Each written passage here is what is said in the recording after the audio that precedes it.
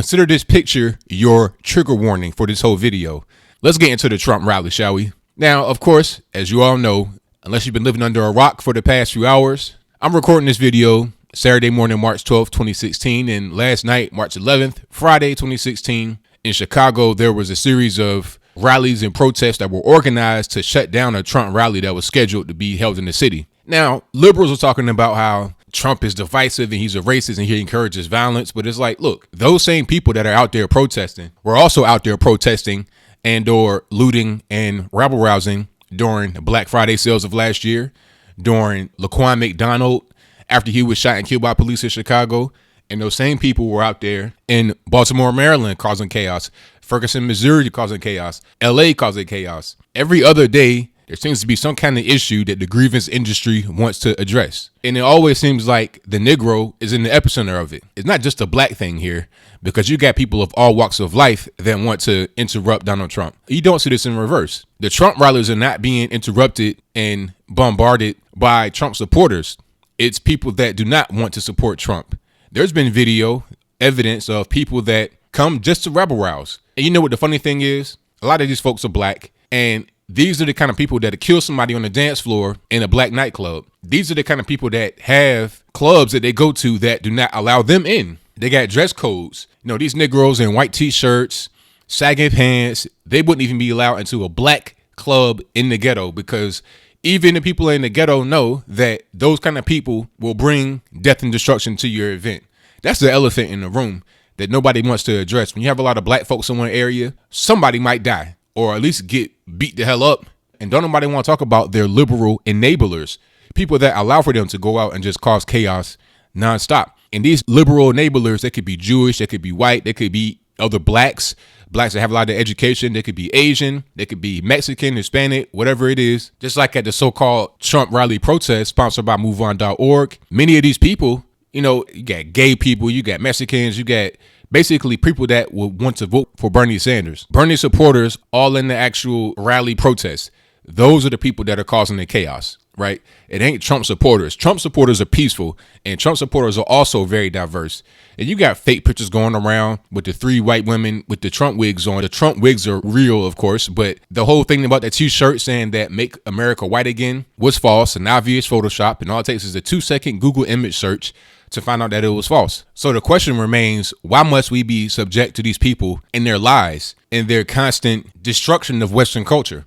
Well, you got to look at one, Barack Hussein Obama. People are trying to say that Donald Trump is divisive and he's the reason why these rallies have descended into chaos and he encourages violence. But you have to ask yourself, have these same things been going on before Trump announced that he was going to run? And when did they start? When did they start to be like this in mass? I mean, the last time you saw something like this before the current president was in office was back in the 60s during the so-called civil rights movement, in which things became worse for the Negro afterwards. And everybody knows that. Segregation was better than integration. Yes, I said it. Why? Because it was a way to keep peace. It was a way to keep people that were different away from each other to have their own piece of the pie in America. And it made for a peaceful coexistence. But now that we have integration and it's forced, now you got folks that do not want to get along that are forced to get along. And then you got some people that don't want to get along with you that force you to just feel their wrath. That's what's going on at these Trump rallies that are being shut down by these protesters, by these so-called protesters, by these rabble rousers, by these people that are mind controlled by people that want to do Western society and America in general harm. Fast forward past the 60s. What do we have now under one president, Barack Hussein Obama? What we have is somebody that is a savage black and a white liberal enabler combined into one. Now, I'm going to explain that. The savage black is the kind of person that's black that has zero education, that is allowed to behave as a savage, that is encouraged to behave as a savage from the music that he listens to, from his environment that he lives, from the TV shows that he watches, from the teachers that he has in his life that tell him, okay, you could do X, Y, and Z. People that he goes to school with allow for him to behave in a way that is not conducive to society. You could have a classroom full of black kids.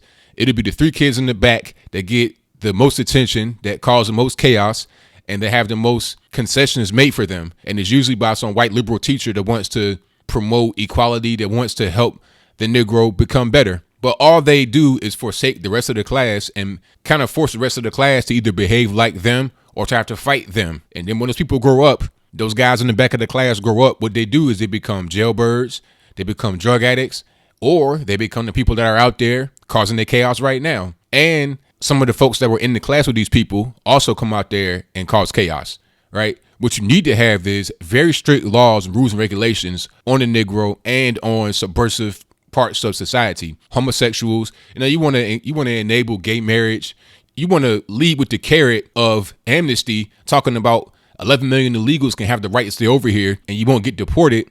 And then when someone says they want to follow the laws that we have in the books and deport people that are here illegally, now all of a sudden they're some type of racial instigator, they're a hater, they're a racist. But it's like, how does that make any sense? You're trying to abide by the law and you're not. So who's right and who's wrong here? See, but then when you put that out there as a president, you're responsible for that. You got to be the one that has to atone for that. You can't blame that on Donald Trump. You want to say Donald Trump is divisive.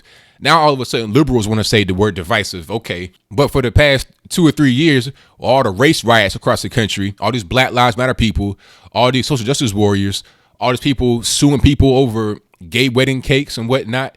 It's not just a black thing. It ain't just a gay thing. It ain't just a Mexican thing. It ain't just a Muslim thing. It's all of those things put together that makes the country volatile, right? And then when you have the same people of the United States that want to step up against that and say, no more, enough is enough. I refuse to be beaten up in my own driveway by a Black Lives Matter supporter and not get anybody to take it seriously. I refuse to be forced to make a gay wedding cake when I'm a Christian. I refuse to have Hobby Lobby tell me that I must provide abortifacient medication for my employees when I don't believe in abortion. I refuse to allow Mexicans to come over here illegally when I'm a legal immigrant. If I'm a Mexican, I come over here legally. How do I feel about someone coming over here illegally to pump drugs into my community? Americans that are law-abiding citizens are tired of the nonsense. That's why I support Trump. And really, these rallies, what they do, they let me know that I'm doing right by voting for Trump. And I hope when Trump gets into office, he cracks down on all this violent behavior. Everybody that's out there rabble rousing, everybody that's out there acting the fool need to get locked up straight up and down, because when you allow that kind of behavior to persist, you condone it, right? You got to come down hard with a hammer fist. And I don't care what anybody says. I don't care if it's racist, sexist, homophobic, transphobic, whatever. All of those PC faggot words, nobody cares about anymore.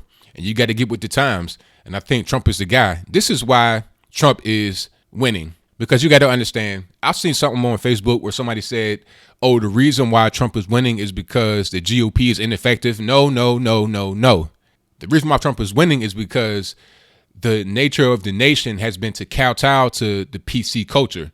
The GOP being ineffective is also true, but that's not the chief reason why Trump is winning. Trump is winning because he is the anti-PC candidate.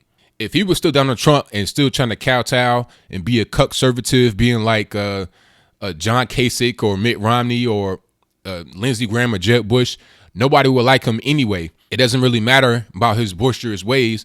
It's the fact that he's stepping up against PC culture that we have to deal with every day in the communities in which we live. I just want to let all of the social justice warriors, all of the Black Lives Matter, all of the savages, all the liberal enablers, all of the people that want to push homosexuality, drug abuse, all kind of debaucherous behavior. I want to let all y'all know that we see what you're doing and we don't appreciate it. We want to take our country back. It don't mean to make it white. It don't mean none of that. It just means to make the country have sense, common sense. I speak from a place without fear.